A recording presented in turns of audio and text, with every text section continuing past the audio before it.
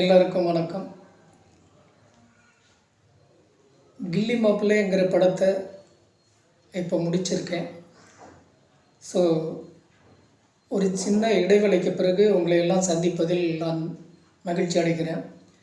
இடையில் சில பணிகள் எனக்கு கொஞ்சம் டைட்டாக இருந்தது. அதனால் அந்த எழுத்து பணிகளை முடித்துவிட்டு உங்களிடம் பேசுகிறேன். கில்லி மாப்பிள்ளை என்கிற படம் முடிஞ்சிருச்சு. அடுத்த ட்ராவலிங் அந்த படத்தினுடைய ரிலீஸுக்கான பணிகளை முடுக்கிவிடப்பட்டிருக்கிறது. அநேகமாக இந்த படம் டிசம்பர் மாதம் ரிலீஸுக்கு கொண்டு வரணும் அப்படிங்கிறது இந்த ஆண்டினுடைய இறுதி மாதத்தில் கொண்டு வரணும் அப்படிங்கிறது ஒரு எண்ணமாக இருக்குது. அது கண்டிப்பாக வந்துடும்.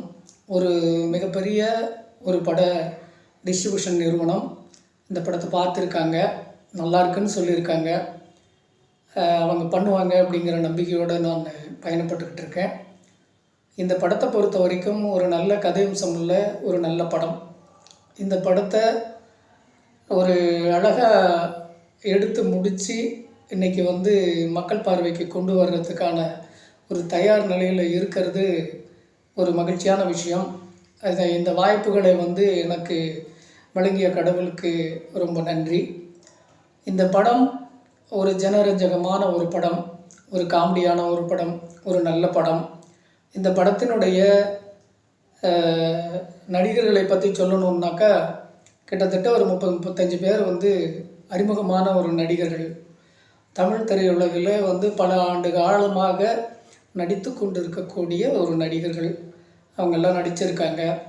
பேராசிரியர் ஞானசம்பந்தம் சார் ரொம்ப அருமையான ஒரு கதாபாத்திரத்தில் நடிச்சிருக்காரு. பைரி படத்தினுடைய விஜயசேகர் அம்மா இந்த படத்தினுடைய ஒரு அருமையான ஒரு நல்ல கதாபாத்திரத்தில் நடிச்சிருக்காங்க.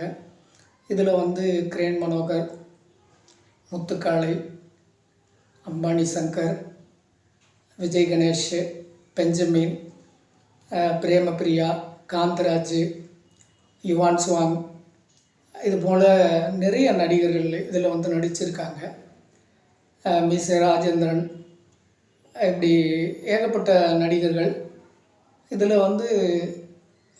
விஜய் கார்த்திக் அப்படின்னு சொல்லுவோம், ஃபைட்டர் கார்த்திக். அவர் ஹீரோவாக நடிச்சிருக்காரு. என் காதலே படத்தினுடைய ஹீரோயினி திவ்யா தாமஸ், அவங்க ஹீரோயினியாக நடிச்சிருக்காங்க. ஹேமாங்கிற ஒரு பெண்ணை இதில் நடிச்சிருக்காங்க, பெங்களூரை சேர்ந்தவங்க. ஷகானாங்கிற ஒரு பெண் நடிச்சிருக்காங்க, அவங்களும் ஹைதராபாத்தை சேர்ந்தவங்க. இப்படி நிறைய புதுமுகங்களும் பழைய முகங்களும் கலந்து இந்த படத்தில் பயணப்பட்டிருக்காங்க. ரொம்ப அழகாக நடிச்சிருக்காங்க. யாருமே இந்த கதாபாத்திரத்தை தாண்டி போகாமல் இந்த கதாபாத்திரத்தை உள்வாங்கி ரொம்ப அழகாக பண்ணியிருக்காங்க. அவங்களுக்கெல்லாம் இந்த நேரத்தில் நான் நன்றி சொல்ல கடமைப்பட்டிருக்கிறேன். இந்த படத்தை நான் சமீபத்தில் எங்கள் ஹோம் தேட்டர்லேயே ரெடி பண்ணி எங்கள் வீட்டில் போட்டு காட்டினேன். யாருக்கு அப்படின்னா, இந்த ஏரி வேலை செய்கிற இந்த விவசாய ஜனங்களுக்கும், நெசவு தொழில் செய்யக்கூடிய என்னுடைய சொந்த பந்தங்களான சில பெண்களுக்கும் ஆக ஒரு கிட்டத்தட்ட ஒரு 15-20 பேர் நான் கூப்பிட்டு வீட்டில் இருந்த அந்த சேர்ஸ் எல்லாம் ரிமூவ் பண்ணிவிட்டு கீழே பாய் போட்டு எல்லோரையும் உட்கார வச்சு படத்தை காட்டினேன். படம் ஓடிச்சு, இன்டர்வல் வந்தது. எல்லோரும் ஒரு 2 நிமிஷம் ஒரு 5 நிமிஷம் ரிலாக்ஸ் பண்ணிவிட்டு திரும்பவும் அவங்களே கேட்டாங்க, ஆனால் போடுங்கண்ணா, மிச்சத்தையும் போடுங்கண்ணா பார்க்குறோம் அப்படிங்கிற மாதிரி கேட்டாங்க. திரும்பவும் போட்டேன். படத்தை ஃபுல்லாக பார்த்தாங்க. பார்த்து முடிச்சுட்டு ரொம்ப நல்லா இருக்குது, ரொம்ப நல்ல படமாக இருக்குது அப்படின்னு சொல்லிட்டு எல்லாருமே ரொம்ப சந்தோஷப்பட்டு பாராட்டினாங்க. இதில் ஒரு சிலர் மாசாணி படத்தை நாங்கள் பார்த்துருக்கோம், அந்த படத்தை விட இது நல்லா இருக்குது அப்படிங்கிற மாதிரி ஒரு ரிசல்ட் சொன்னாங்க. ஸோ ரொம்ப மகிழ்ச்சியாக இருந்தது. இதில் என்ன ஒரு விஷயம் அப்படின்னா, அவங்க பார்த்ததில் நாம் இன்றைக்கி வந்து தேட்டரில் போய் உட்காந்து பார்த்தா ஒரு சொகுசான இருக்கைகள், ஏசி அப்படின்னு சொல்லி ஒரு சௌகரியமாக நம்ம உட்காந்து படத்தை பார்க்குறோம்.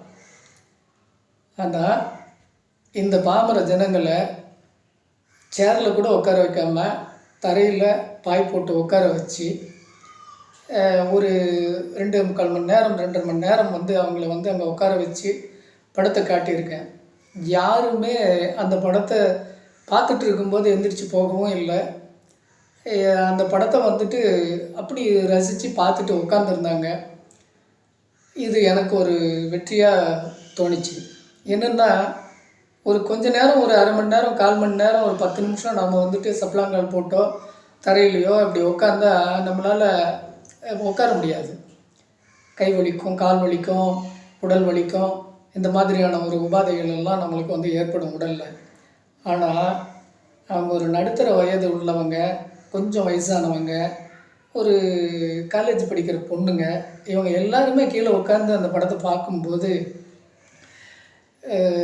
அந்த ஒரு உபாதைகளை எல்லாமே வந்துட்டு அவங்க எதுவுமே பொருட்படுத்தாமல் அந்த பார்த்தது வந்து எனக்கு இந்த படத்தினுடைய ஈர்ப்பு, வெற்றி எனக்கு கண்ணில் தெரிஞ்சது, அவங்களுடைய முகத்தில் தெரிஞ்சது.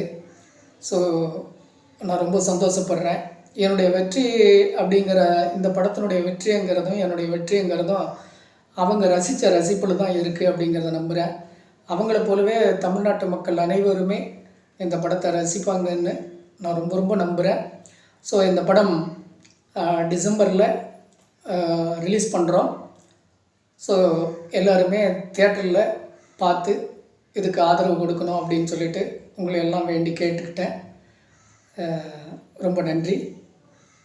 இன்னும் அடுத்த ஒரு வீடியோவில் உங்களை சந்திக்கிறேன். தேங்க்யூ.